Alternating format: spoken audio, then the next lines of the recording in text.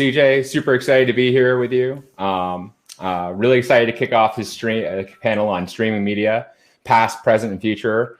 Obviously a hot topic right now. I'm really excited both to dig into that content as well as the fact that after this panel, I'm finally gonna be able to experiment with giving myself a haircut and see what that looks like, regardless of the consequences. So lots of things to be excited about today. But good luck with that, man. Good luck. Yeah, I'm really afraid, honestly. It's gonna be dicey. Not really a problem here. So yeah. Well, it's a good quarantine cut you got. For right. Sure. Thanks. In any case, I'll introduce myself. I'm Will Crocker. I run customer and partner marketing at Braze. I've been here for about 7 years. I've helped dozens of customers modernize and really personalize their customer engagement strategies. And I couldn't be more excited to be here today with CJ. CJ, do you want to give the audience a quick overview regarding who you are, why you're here, why you're excited to talk about streaming? Yeah, sure, absolutely, and thank you, Will, and Braze and Radar for having me.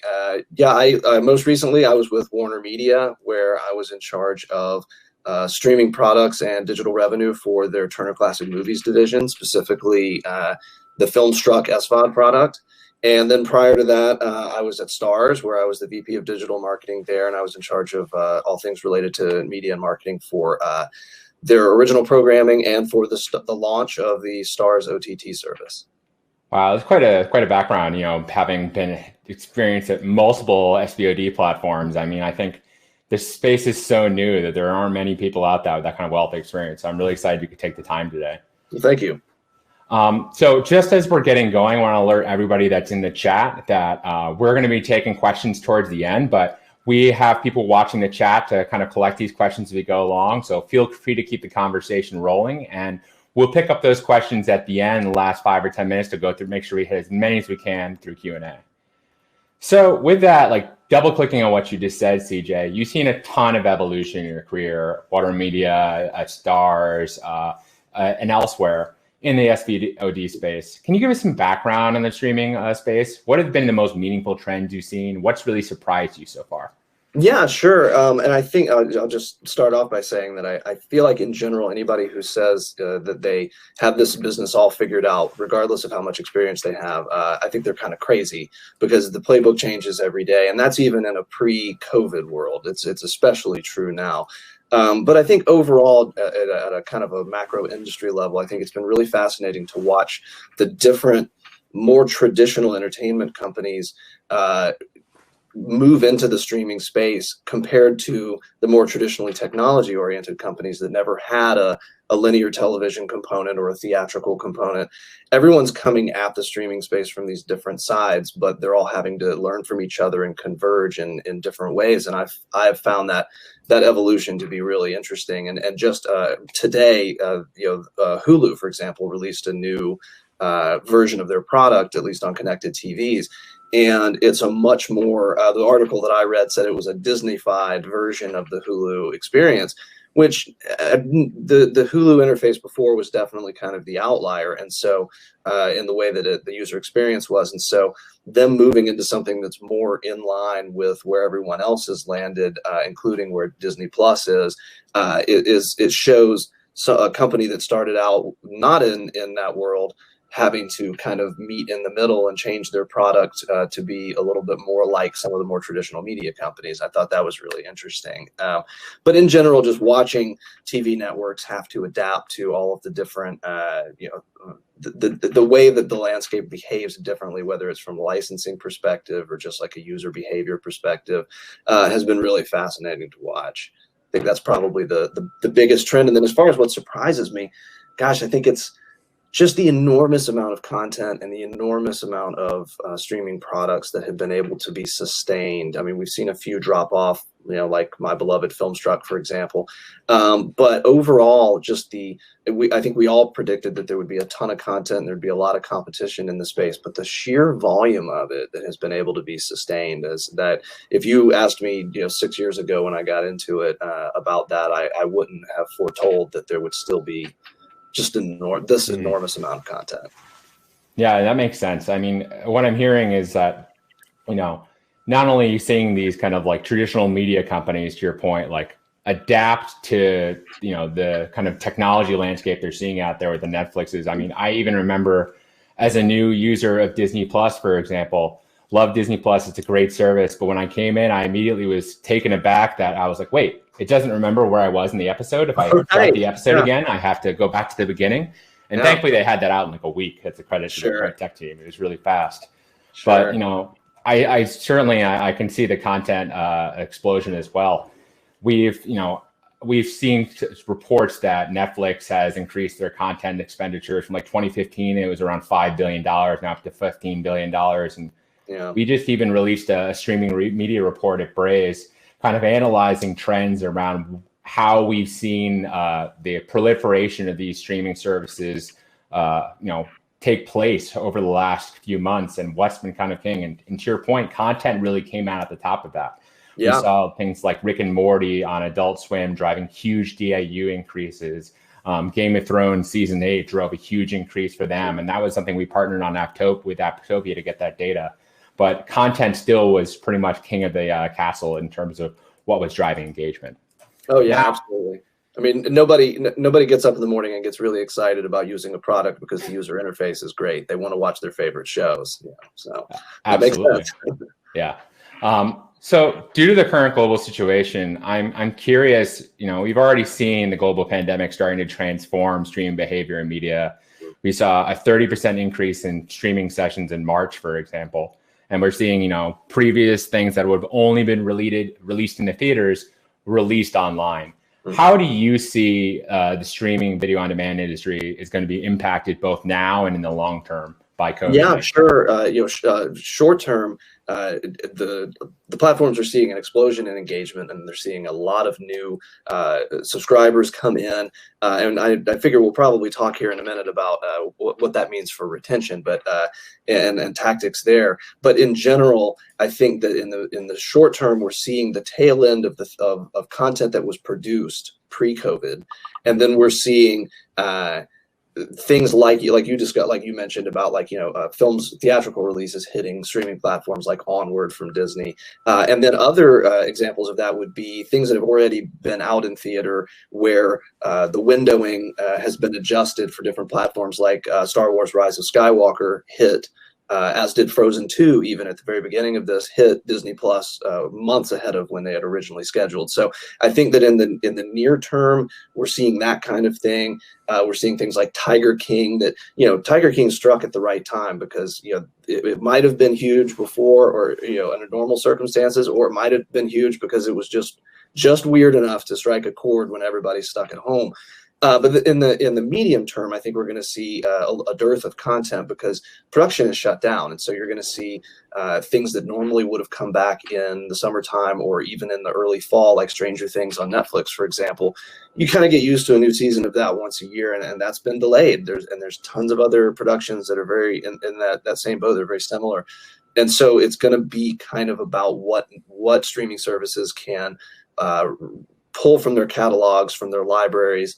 What they can package up in new ways, what they can adjust the licensing window on and maybe put it on a little earlier, stagger the things out. It's going to be interesting to see. And then long term, I think that the market size is going to generally continue to increase in that the appetite for streaming services is definitely there, and it's going to continue to grow. I think that a lot of marketing dollars and advertising are going to shift into engagement and retention marketing that maybe historically would have been acquisition focused, as all of these existing and new services really struggle to retain that market share that they have gained at this time when everybody is at home. How much of that they can actually hang on to when life starts to quote unquote return to normal, kind of remains to be seen. Yeah, I completely agree. I mean, I think it's going to remain to see how long this obviously is going to go on. Yeah, and it's one of these things where I think the content landscape is going to look very strange for some of these publishers, especially the ones that might not have that native content backbone like an HBO or like Time Warner. If that's not been, they don't have that huge wealth to draw upon if this goes on for months, even a year. Yeah. Dovetailing into the last thing you said, I want to double click on that. You were talking about engagement and retention also growing in the space and that becoming an increased focus. streaming on demand services obviously acquiring huge numbers of users right now, and they're one of the few services that's really actually still trying to drive acquisition and retention right now, while you've seen a lot of ad dollars kind of dry up right now. Yeah. If you were the head of one of these services, how would you be weaving these kind of strategies into your customer engagement strategy? How would you be focusing on retaining them? And do you think that we're appropriately weighing customer engagement across the industry as a priority? Yes and no. I've been very pleasantly surprised, I think, as to how quickly a lot of or some of the services have really pivoted into that. Really, it's a more of a nurturing our audience kind of approach rather than a gimme, trying to grab up as many subscribers as possible approach. Because I think the smart ones are realizing that the situation that we're in is fluid, it's temporary, and it will evolve in one way or another over time. And a lot of people who are signing up for extra services now, because they have a lot of free time on their hands, with unemployment being what it is, a tightening of the belt, they'll be clutching their wallets a little tighter after a while, and they'll have to start making decisions about what services they think are worth continuing to have. And maybe your average household wants to have one service that is better for original content and one service that has more of what they like from a library perspective, and maybe one niche service, whether it's like a Shudder or something that's more of a genre specific thing. And that kind of remains to be seen. But I think that if I were concerned about retention at one of these services now, I would really be taking a good look at my content roadmap and my product roadmap. And on the product side, and this goes not just in SVOD, but just in any direct to consumer relationship that is digital, really in any way, is what did I have planned in terms of new product features, anything like that for the next year? And how do I need to adjust that timeline to pull retention-focused things, engagement-focused things forward to mitigate some of those losses later? So, for example, you might have a really slick thing that you might want to do to improve your recommendation engine to get people from one piece of content to the next. You might want to move that one forward a little bit to keep people engaged in the platform and put some of the more back-end, less consumer-facing stuff on the back burner for a second. Things like that. And then I think that on the content side, Disney, like the examples we gave, are doing a really good job of using their library to tap into that back catalog that will keep people engaged and in the platform even when new stuff runs out. And then you have services like HBO doesn't really have to worry about retention yet because they haven't launched HBO Max yet. But when they do, they're going to be playing in that space too. If I was Netflix or Hulu, I would be doing everything I can on my non-platform engagement platforms, non-owned and operated engagement platforms, social media especially, to really bring forward to anybody who I have segmented as a current subscriber, here's the value in the product. Here's why we have to be your top tier service. Here's why you have to keep us in your portfolio beyond the current situation, just because we have this enormous amount of things that we know you're going to like. So it's not just in the platform and not just owned and operated, but anywhere anybody is talking about this type of thing. Yeah, I completely agree. I mean, I think that's something that every streaming service has to do. In some ways, it's you can see, to your point, HBO and Disney have this content advantage. They have this wealth of content where they've been producing content, for 40 years in one case and 100 years in the other case. And on the other hand, you have Netflix, who has this digitally native understanding of what each individual person likes, because they've been recording every click along the way, they've been recording every view. And it's interesting to me, I think, to your point, there's ways that you could take a clever engagement strategy if you're someone like HBO Max and shortcut that a little bit. Like, if on the first day I log into HBO Max, they're probably not going to know that my favorite show of all time is The Wire, because I've never watched it on HBO streaming services. I've only watched it on the DVDs that are on my shelf. But they could do something simple like Ask Me, It's like those things that I think those little shortcuts can pay huge dividends. Absolutely.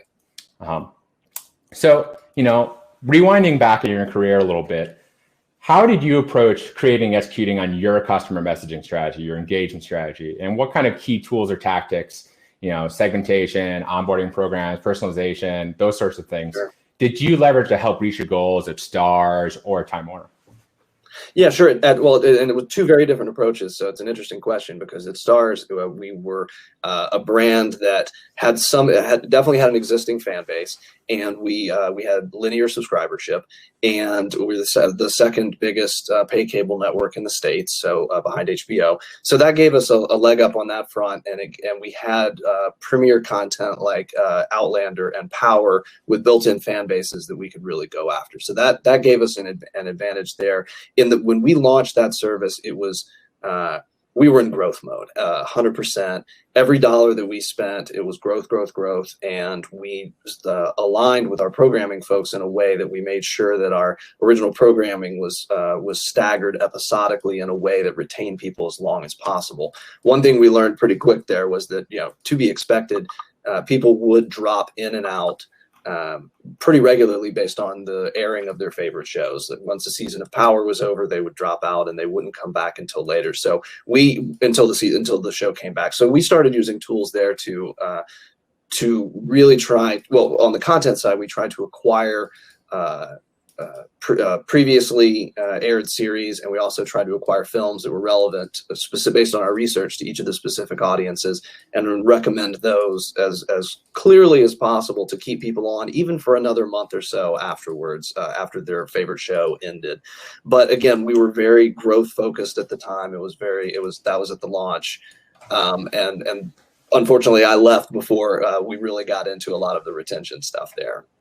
That's interesting though. Like, you were not only like looking at the data you had to drive what content you had that you recommend, but also understand what kind of content you should source too. Oh yeah, absolutely. And especially because Stars was a network that their whole thing was, to serve the underserved. And so it was all about finding all of these niche audiences and aggregating them together onto one network. And so a lot of our audiences were not transferable from one show to the next. There weren't a lot of Power viewers watching Outlander. It was a very different audience. And then at Filmstruck, it was kind of the opposite approach. Like, we had, because it was more of a niche product and more of a niche audience, it was very focused on independent films, foreign films, and then we added Warner Classics in there after, so more of a TCM focus, Casablanca and what have you later on. But we had to be a lot more focused on segmentation and personalization with that product, because we were turning over rocks everywhere trying to find this more niche audience. It was definitely more of a prestige, premium product in that regard. And so, we use tools like Braze and unfortunately, we were just starting to get really sophisticated with it when the Filmstruck product was shut down.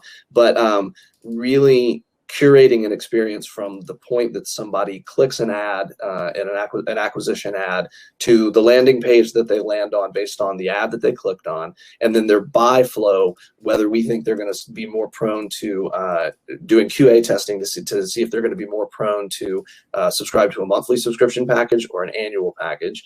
And then once they get in the door, what is the first thing we show them? And that would all be based on the ad or the email or whatever that they clicked to bring them in. And then once their behavior can be judged in the product based on that, then we can start really creating these fun segments for regular engagement, emails and in-app notifications, push notifications, all of that. I've been pleasantly, not really surprised, but I've been pleased with how sophisticated a lot of this stuff has gotten in a relatively short period of time. That's awesome. It's interesting and kind of progressive, I think, especially at Filmstruck, that you were able to connect it all the way through the funnel, even beginning with acquisition. Because I think that's something that dovetails really nicely in the next topic I wanted to talk about, where acquisition teams and kind of engagement, retention marketing teams, so many companies just don't even talk to each other. Yeah. And so sometimes retention teams, you talk about bringing in acquisition data to help tailor their messages, and they're like, "Huh, that's nice, that's fun." Yeah. So that kind of behavior is changing. So I'd be interested to hear, like, how did you facilitate that kind of team? Like, how did you approach building out a customer engagement team, a management team to market effectively to your customers, and what kind of challenges do you run into along the way? Oh gosh, yeah, sure. It was maddening at Stars, because we built. We're doing the best we can. We built a team from mostly internal resources, and then we reached out to various vendors to fill the gaps. And we had a relatively small team on the. We had a large team on the development side, and we had a very small team on the media and marketing side. And so we were really, we were holding it together with duct tape and bubble gum at times. But then again, most of us in the business have been been through a period like that. But I think that we at Filmstruck is where we really got into it in a way that I wish that I could have had the same Filmstruck infrastructure over at Stars as well. But I think that a really good approach is to get everybody to communicate well and talk together is to you need somebody in leadership that's a digital first person that which is sometimes hard to find especially in these more traditional linear broadcast focused entertainment networks.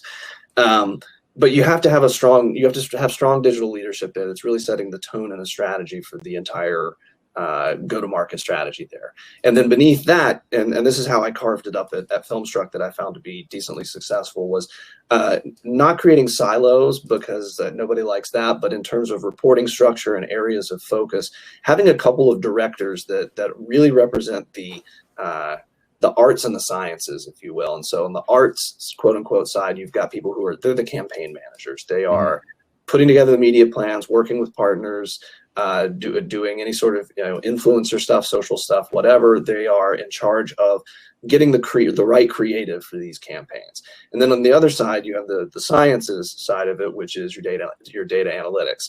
And those are the people who are really every day talking with the architects, and they're talking with the data scientists and anybody on the platform side, and taking that information and translating it into actionable marketing insights that this media and marketing team can use. And that means getting information about user behavior within the product, not just information about how ads are performing. Because those two things you were mentioning, how we do end-to-end attribution tracking like that. And that was one thing that drove me crazy at Stars, is we had a big gap there where those people weren't talking to each other. And at Filmstruck, we were able to bridge that. And I remember telling my team very early on, when I was putting that structure together, saying, "Well, I don't really care how you do it, but at the end of the day, I want to be able to say that I know that it is most efficient to get a new subscriber on Facebook through an iOS device, and that their lifetime value will be X because they consume Y pieces of content, and then their likeliness to churn after 6 months is Z." Like, that's the whole story, the kind of like cradle to grave story that I want to be able to tell of any customer that we have. And it's hard to get there. It really is. But if you put the right people who can speak both of those languages just enough in place, and really get them all in one room smacking each other around, it's definitely very preferable to having a siloed situation where nobody talks. No, I think you're spot on. Bringing the data teams together, bringing business intelligence, bringing product into the conversation, bringing marketing conversations, bringing all those arts and sciences together, as you said. I like that kind of phrasing. I think it's critical to success in this field, and it's something that I think is really spurring the evolution of what we're seeing to be marketing today. Yeah. So I know we have running short on time, about 4 minutes. I'm asking you one more question, then I want to turn over to the chat. Data is central to these customer experiences. What do you think about data that you need to collect to support these personalized experiences? And do you have any kind of learnings when it comes to that side of the equation, in terms of like how you get that data, how you negotiate the complex privacy landscape, those sorts of things? Well, I'll say overall, and I'll make this brief, but kind of dovetailing with the arts and sciences metaphor, there is what I call the head and the heart, meaning that I think that a lot of services and products in general tend to get so excited about data that things can seem a little sterile, and their ads don't really grab you. It just seems kind of it really just feels like an engineer made a marketing campaign, and I don't want an engineer making a marketing campaign, and I don't want a marketer engineering a product. And so for me, you have to have the head and the heart balance like that, and it means that if your product and your targeting and your segmentation kicks ass, but you have terrible creative, that's not going to work. But the other side of the coin is, if you have amazing creative but a terrible product and a terrible buy flow and all that, that's not going to work either. So I think that from a data perspective, just overall, I caution to rely on it, but rely on it to an appropriate degree. As far as gathering that data, I think that the most valuable data insights to me are the ones that help me tell those overarching stories about a user's behavior, like I was talking about, where it's not good enough for me to just know that this segment of, we've got this cohort of people who have watched X number of hours of content on the product, and we need to treat them a certain way. Or they like, classic film and they don't like horror movies or whatever. I definitely want to know all of that stuff.